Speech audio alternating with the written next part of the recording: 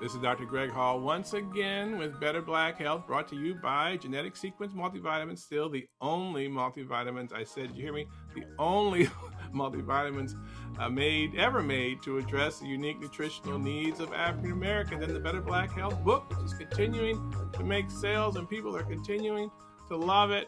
Tim, it's a wonderful thing. But you know what's anyways, our favorite guests, the person who's been on Better Black Health more often than anyone else is Dr. Tim Goler. Welcoming him back. He's going to take a deep dive into the things at the very intersection of mental freedom and Black wellness. Wow, yes. My goodness. Dr. Goler is a sociologist, educator, public intellectual, and a man on a mission to help Black people reclaim clarity over their minds. He's a professor at Norfolk State University, where he also chairs the Department of Sociology. He serves as the research director of the Center for African American Public Policy. Also brings over 25 years of experience working with the public, private, and nonprofit sectors. Now he's put his lifetime work into the new book, Liberated Mind, A Guide to Black Clarity, which I have right here. Right. And I've completed within the last couple of weeks. He takes the readers through a 3-tier journey, understanding how negative thinking was formed, how our perceptions became distorted by systems of racialized stress, and most importantly, the concrete steps to reconstruct ourselves. I was reading the book, and I stopped probably 5 times and said, "He's talking to me. He's not. This is not for the general public. This is for Greg Hall. He's talking to me. I have all those symptoms." Tim, what is that about? Well, because I had the same symptoms. These people have really been working. While we sleep, they working, aren't they? Hey, man, listen, we all been. If you Black in this country, you've been affected. We all, and I know I definitely have been affected, and that was really kind of that's the underlying driver for writing the book. I mean, the lived experience. You lived it, I lived it. We might be doctors in our own right, but we've been affected. They did not skip over us, did they? No, not at all. Not at all. And so how do we, when you think about liberated mind, and I probably, like a whole lot of other people, thought my mind was liberated until I read and discovered that my mind is absolutely not liberated. And it was not liberated at the end of reading your book. But boy, it was a first few steps of trying to figure out, I'm convinced I'm going to have to read it again.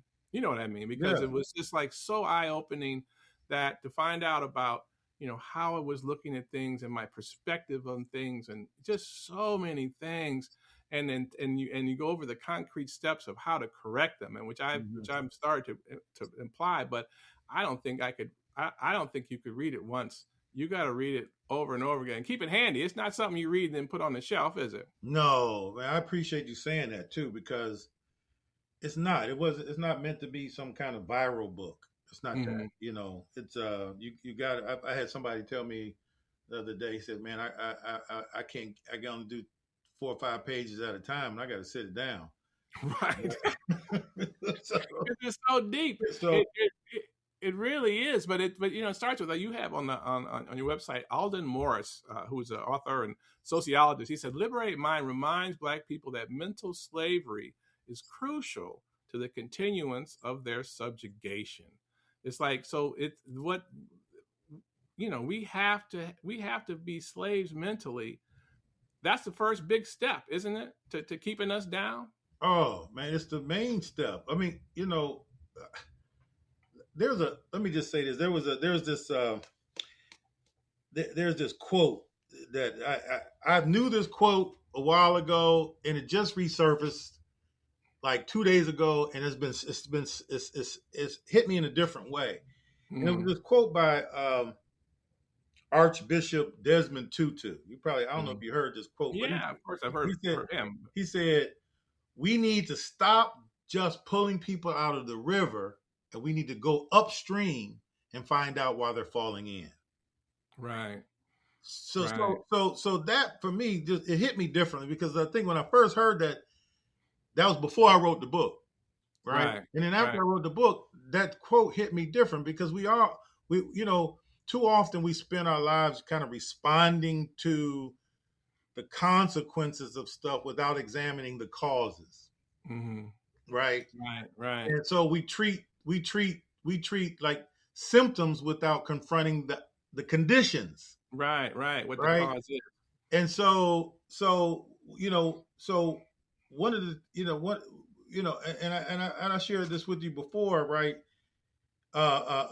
We address kind of these outcomes without kind of questioning the systems, questioning our assumptions, questioning kind of our belief systems that Mm-hmm. produce these outcomes, right? Right.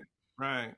And so what? The liberated mind really is a at the core of it is it says that the mind is the foundation of everything, Mm-hmm. right? It's the Right. foundation.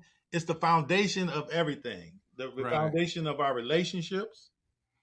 For The found sure. the foundation of the foundation of institutions, of movements, of victories, of defeats.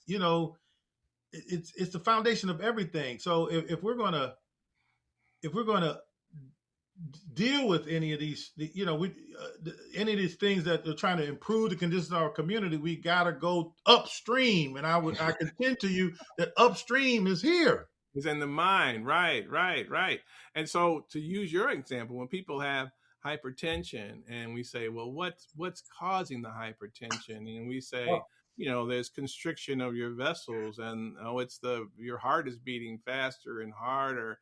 But you would contend we got to go upstream from that. And it that also leads back to the mind, doesn't it? well, yeah. I mean, think about that, right? Think about. I mean, first of all, none of this stuff is rocket science. I mean, this is not like mind blowing stuff where I'm talking about here. I mean, Right, if you're talking about, well, we got hypertension, the first question I ask is why? right, right, right. Why Why? do you? Why is it that you are stressed out? I mean, Mhm. why is it that we have hypertension? Why is it that black men in particular, right, have now? I mean, now you tell me if I'm wrong. I mean, I'm not the medical doctor, but I mean, Right. we have high cases of hypertension. We have high cases of strokes. Black men have the highest cases of damn near everything. Damn near everything. No, everything is bad. I'm sorry. Right? No, no, Yeah, we but have the highest stroke, highest heart attack, highest cancer rate, prostate cancer, lung cancer, highest colon cancer. All of those things we have, and there are people, and I'm amongst them, that says that the increased inflammation in our body causes that.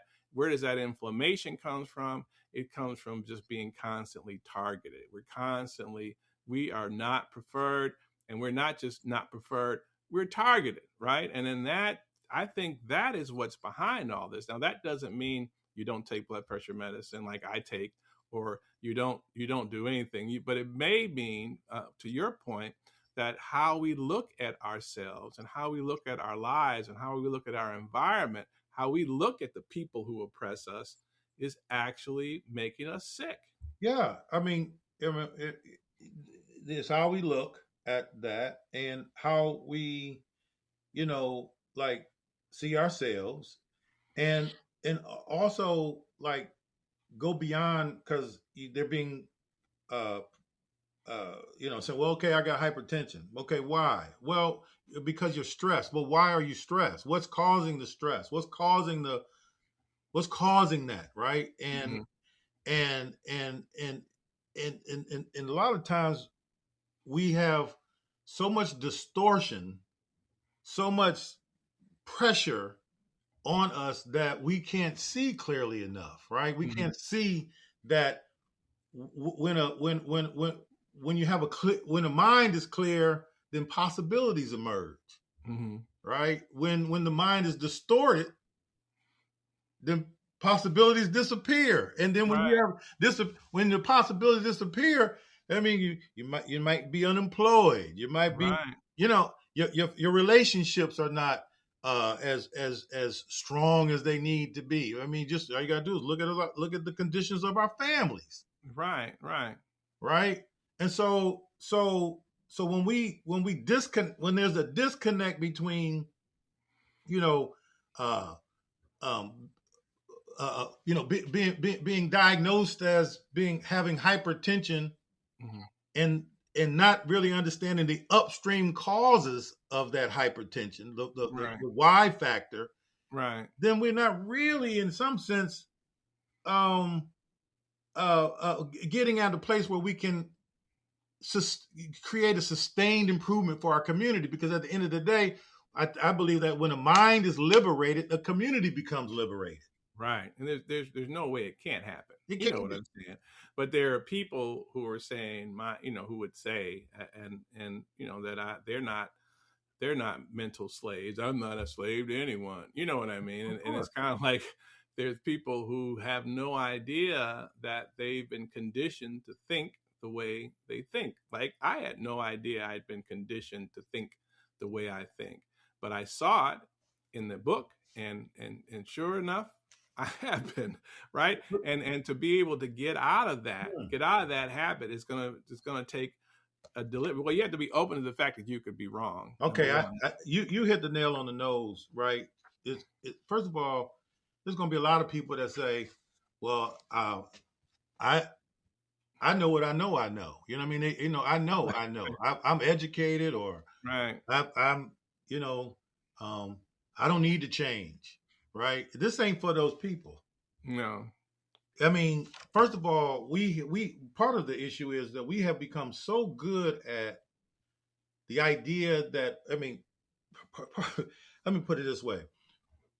Some of our greatest strength is also our greatest weakness, Mm-hmm. meaning that we are really good at saying that we're adaptive as a people, we Mm-hmm. are resilient as a people. We are. No question about that. No question about No that. question, by our standards, we should be wiped out from the face of the earth. Right. Right. But Like many other cultures have been wiped out. like many other cultures, but Yeah. Right. the problem for us is that we end up adapting and being resilient within a box, within a container, within a system that has defined our boundaries, Mm-hmm. right? And so that's where so we're actually functioning within a dysfunctional society, and Mm-hmm. we're surviving and adapting and being resilient in that context, Right. In that right? hostile In a context. hostile context, right? Right. So in some sense, it's good that we're surviving within this hostile uh, environment, but we have to get beyond that. We got to get beyond that idea.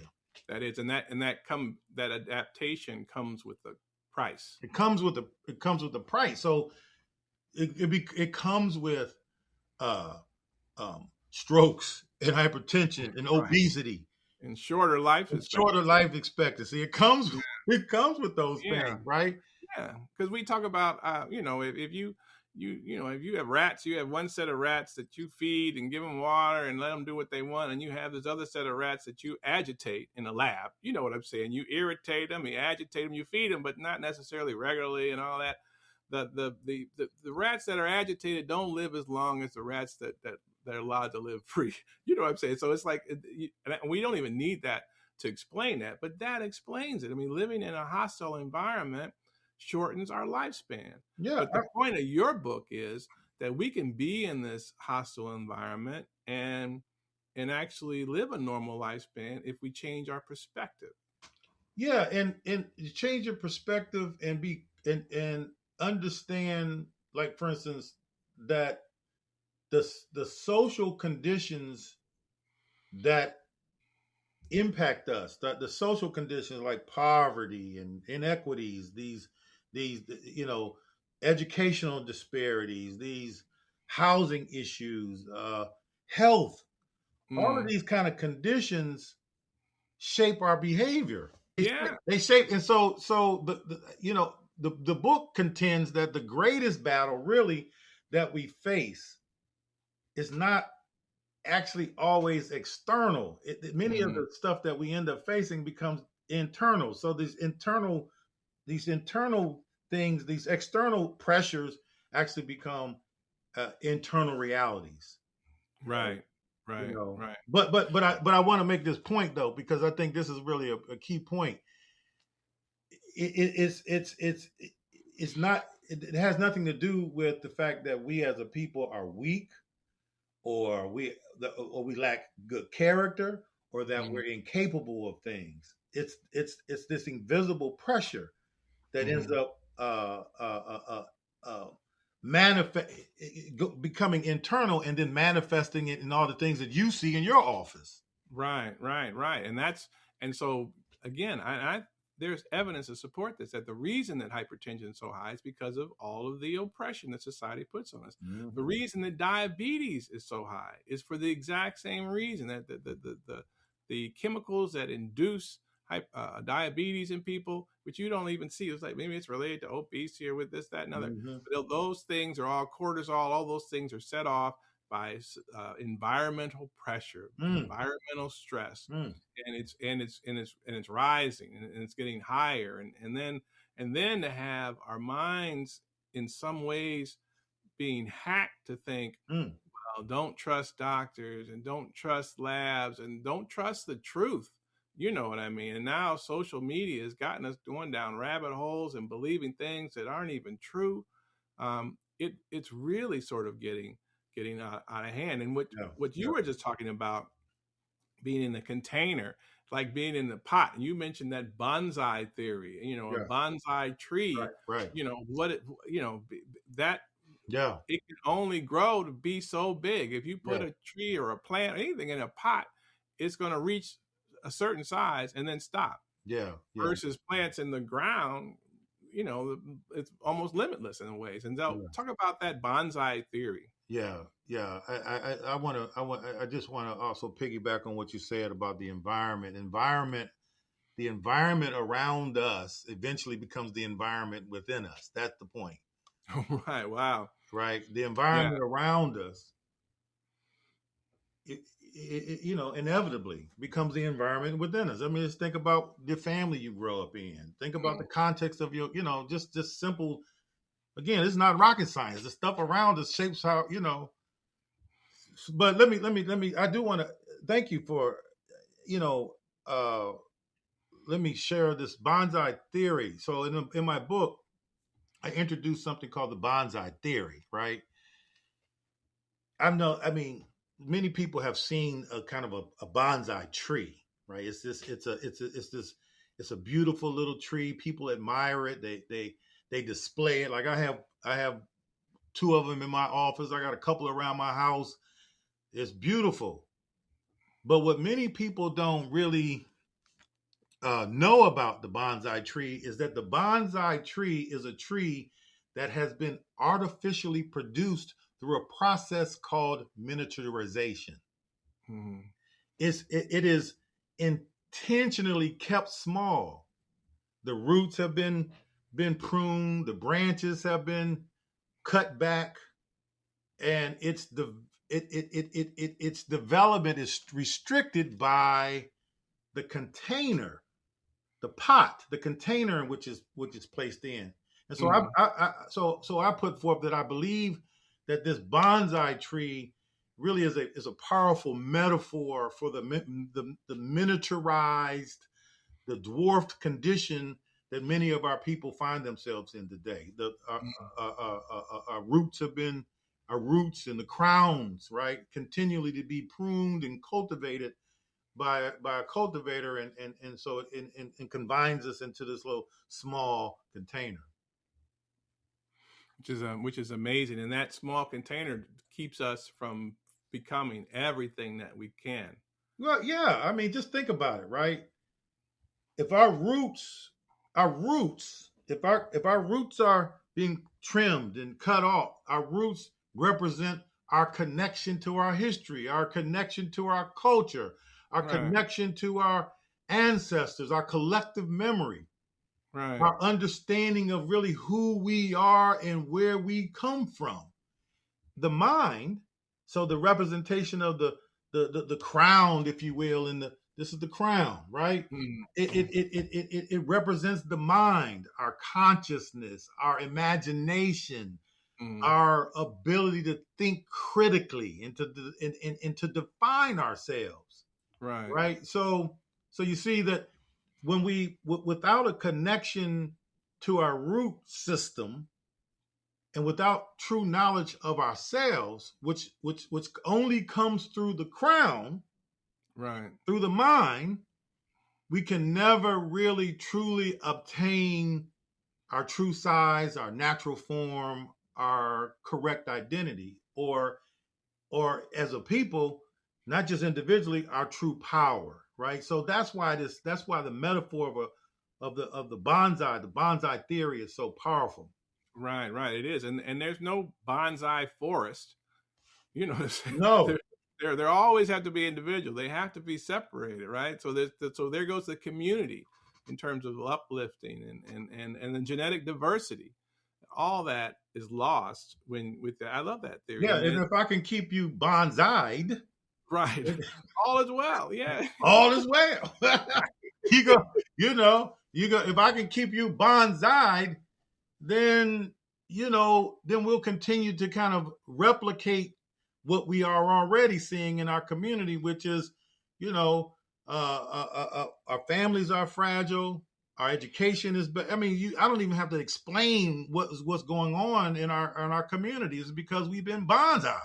Bonsai, right, right. And then you also talk about the appearance of normal. And that's, when you looking at social media and what what people may assume is normal. Look, they live in that house, and look at that car they're driving, and look at the vacation they're on, and at the same time not know that this is just not normal. They are not normal. Their brain is not exactly normal. You know what I'm No, saying? And how do we fix this? I mean, and that's what really what you talk about up in the rest of the book. But it talks about the mind under pressure, and that mind under pressure is what drives a lot of the diseases that we see. And so your perspective, liberating your mind, there's a sequence to doing that, right? yes, that's definitely a sequence. I appreciate you bringing up the um, the idea of the appearance of normal. And if I could, can I just share with? I just want to read just a little excerpt. Yeah, please go So ahead. so it's the appearance of normal is in chapter 2, right? Mm-hmm. And it's called the appearance of normal. I said we learn to wear normalcy like a second skin. It becomes so familiar that we forget it's there like a garment we didn't choose, but have been taught to maintain, to defend, to mistake for our own flesh. We call we what we call normal is rarely neutral. Mm-hmm. It is constructed a consensus, a compromise between what is authentic and what is allowed, right? And now let me just last phrase. For Black people, the appearance of normal has always been a performance with stakes too high to ignore. Mm-hmm. It is the smile that doesn't reach the eyes in spaces where our true reaction might be deemed threatening. It is the modulation in our voice, the adjustment in our language, the careful calculation of how much how much of ourselves to reveal and how much to conceal. It is the exhausting vigilance of existing in a world that has rarely made space for our full humanity. Wow. So, And that's it's crazy. And to think that there are also a ton of people who don't even think to do that. They just exist, and all those things are allowed. You know what I'm saying? Say what you mean and do all that. And for us, for me, certainly that, and I remember that passage. That's me. I'm constantly in trying to stay out of trouble. You know what I mean, right? To keep my job. Don't piss anybody off, and exactly. and, and that. But that's dysfunctional, right? And that takes its toll as well, right? It, you hit the nail on the. I mean, it has to take a toll. I mean, whether you know it, whether you think about it or not, right? It's unconsciously, it's stressful living outside of your own identity. Mm-hmm. You can think that that's who you are. We can think that because of how we've been acculturated in a society, that we go through school, we grow up, we, boom, right? This is who we are. This is who I am. Mm-hmm. But not really understanding this is not your full self. So even when you're out doing this appearance of normal, Mm-hmm. you are also stressing yourself out. Right, right. Even when you think you're acting normal, it's not normal. I mean, It's it's not. not normal. And And in some sense, that's even more insidious right, right. because you don't even understand. You have no, you don't have clarity on what it is. This why you feeling the way you feel when you feel the way you feel. Right. It's because of the appearance of normal, Mm-hmm. right? But it happens to all of us, and I would contend that the higher we go up in society, the more stressful it can become. The more the less you actually, you really understand. I mean, because it becomes more normalized. I am such and such. I'm vice president of the bank. I'm the Yeah. I'm the dean of the school. I'm the vice president. I'm the and so because we get caught up in being part of the let me put it this way. One of the unfortunate consequences of becoming successful. Mm-hmm. Hold on. In a culture organized around excessive individualism, Mm-hmm. materialism, competition, and indifference to human suffering, is that people begin to internalize those values also as normal. Right, right. So it becomes this normalization of things, and so and because that is not normal, I contend that we actually are putting undue pressure on ourselves. And then you help me understand them. Now these are numbers that I don't know, and you can help me understand this.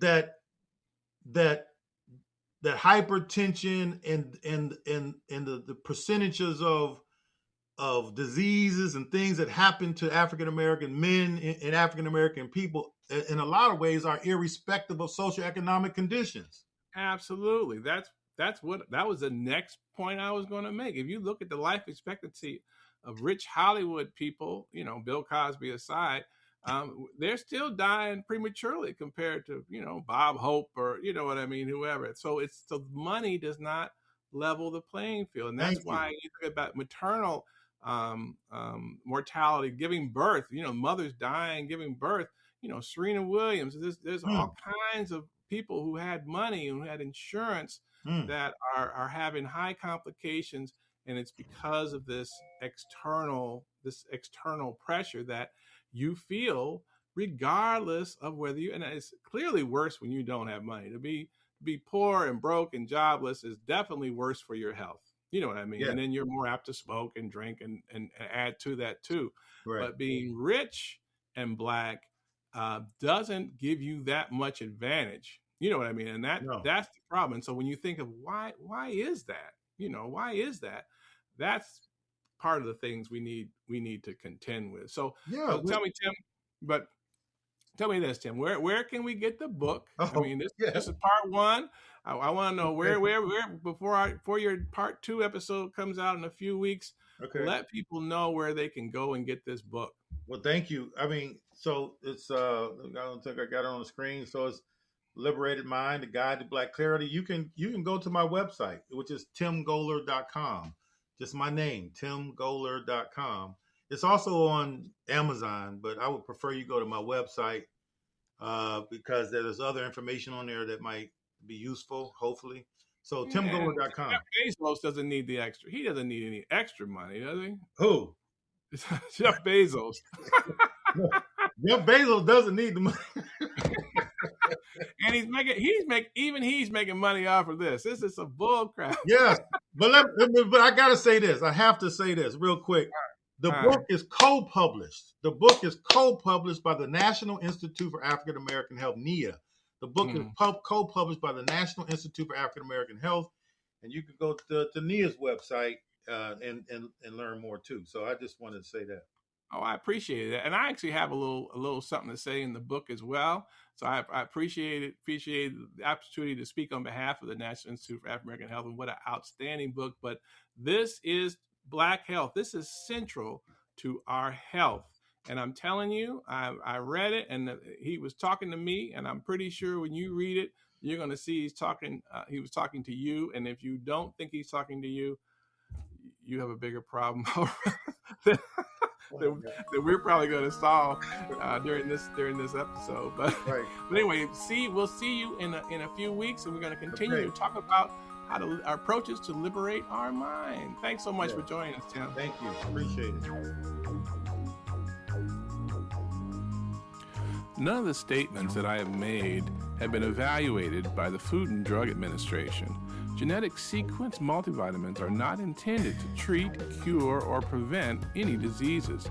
Furthermore, none of my statements should be construed as dispensing medical advice or making claims regarding the cure or prevention of diseases. You should consult your own licensed healthcare provider before starting any supplement, diet change, or exercise program, especially if you're pregnant or have pre-existing injuries or medical conditions. Remember, having a doctor is always your best option.